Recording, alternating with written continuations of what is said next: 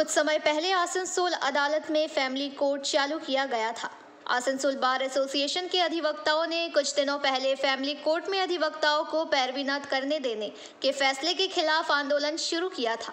आपको बता दें कि बाकुड़ा अदालत में भी फैमिली कोर्ट शुरू किया गया है। वहां पर भी अधिवक्ताओं को फैमिली कोर्ट में मुवक्किल के समर्थन में पैरवी करने पे मनाही है। किसी के खिलाफ आज बाकुड़ा अदालत के वकीलों ने आसनसोल आकर यहां के बाहर संगठन के पदाधिकारियों के साथ बैठक की।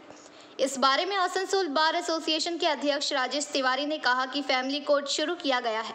इससे सबसे ज्यादा परेशानी उन आम लोगों को हो रही है जो इंसाफ की आस को लेकर अदालत आते हैं, क्योंकि उनको कानून की जानकारी नहीं होती है और वकीलों को पैरवी नहीं करने दिया जाता है। ऐसे में लोगों को भारी दिक्कतें पेश आ रही है। उन्होंने कहा कि फैमिली कोर्ट में अगर यही नियम बरकरार रहा तो सिर्फ आसनसोल या बाकुड़ा नहीं, पूरे प्रदेश में लोगों को भारी परेशानी होगी। অনেক রেস্ট্রিকশন করে দেওয়া হচ্ছে। যিনি জাজ আছেন তিনি তার ইচ্ছা মতো কোনো ক্ষেত্রে লয়ারকে অ্যালাউ করছেন, কোনো ক্ষেত্রে করছেন না। এর ফলে লিটিগেন্ট পাবলিকরা তার অসুবিধায় পড়ছে। প্রথম এই ফ্যামিলি কোর্টের ওনারা সবই বলেছেন আমাদের আসানসোল বাদ থেকে। আমি শুধু একটা জিনিস বলতে, ফ্যামিলি কোর্টের যেটা প্রথম ছিল উদ্দেশ্য, সেটা হচ্ছে মানুষকে সঠিকভাবে বিচার পৌঁছে যাওয়া, মানে কনসেপ্টটা যেটা, সেটা হচ্ছে যে বিচার ব্যবস্থাকে দরজায় পৌঁছে দেওয়া, মানুষের দরজায়। সেই কনসেপ্টটা পুরোপুরি ফেল হচ্ছে এটা আমরা এই 3 মাসে। একটাই, সাধারণ মানুষ যেন আইনের পরিষেবাটা ঠিক মতো পায়। আমরা 7/2/2023 থেকে দেখতে পাই, 7/12/2023 আমাদের ফ্যামিলি কোর্ট শুরু হয়েছে, কিন্তু আজ পর্যন্ত একটা মানুষও বিচার পাচ্ছে না। ওই কোর্টে প্রায় 7-8 মোকদ্দমা ঢুকে গেছে, একটা মোকদ্দমা এখন।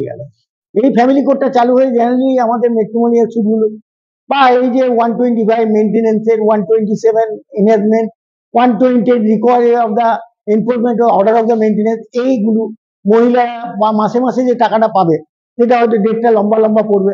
14টা আসানসোলের মধ্যে কোর্ট যে আছে সেখান থেকে যে ফ্যামিলি সংক্রান্ত যেসব মামলা, সে ফ্যামিলি কোর্টেই হবে। হাজার হাজার কেস যদি পেন্ডিং, ওল্ড কেস যদি পেন্ডিং থাকে, তাহলে কিভাবে একজন জজ সাহেব মানে একজন ফ্যামিলি জাজ, তাহলে এখানে 4টা ফ্যামিলি কোর্ট দেওয়া হচ্ছে, কিন্তু সেটা না হয়ে, প্রপার ইনফ্রাস্ট্রাকচার না হয়ে ফ্যামিলি কোর্টটা চালু হয়ে যাচ্ছে। এই ফ্যামিলি কোর্টটা চালু হয়ে জেনারেলি আমাদের ম্যাট্রিমোনিয়াল সুদগুলো বা এই যে 125 মেনটেন্যান্সের, 127 enhancement, 128 recovery of the enforcement order of the maintenance, এইগুলো মহিলারা বা মাসে মাসে যে টাকাটা পাবে সেটা হয়তো ডেটটা লম্বা লম্বা পড়বে। 14টা আসানসোলের মধ্যে কোর্ট যে আছে সেখানে যে ফ্যামিলি সংক্রান্ত যেসব মামলা, সে ফ্যামিলি কোর্টই হবে। হাজার হাজার কেস যদি পেন্ডিং, ওল্ড কেস যদি পেন্ডিং থাকে, তাহলে কীভাবে একজন জজ সাহেব মানে একজন ফ্যামিলি জাজ ও ফ্যামিলি কোর্ট তিনি কী করে সলভ করবেন, তাড়াতাড়ি কী করে, এটা সম্ভব না একজন মানুষের পক্ষে। উনি কোঅপারেট করছেন, সে সম্বন্ধে আমরা বলবো না, কোর্ট আমাদের খুবই কোঅপারেট করে, কিন্তু আমাদের। आसनसोल से बीजू मंडल की रिपोर्ट, PBTV न्यूज। नियमित अपडेट एवं दुनिया भर की ताज़ा खबरों के लिए हमारे फेसबुक पेज को फॉलो एवं यूट्यूब चैनल को सब्सक्राइब करें।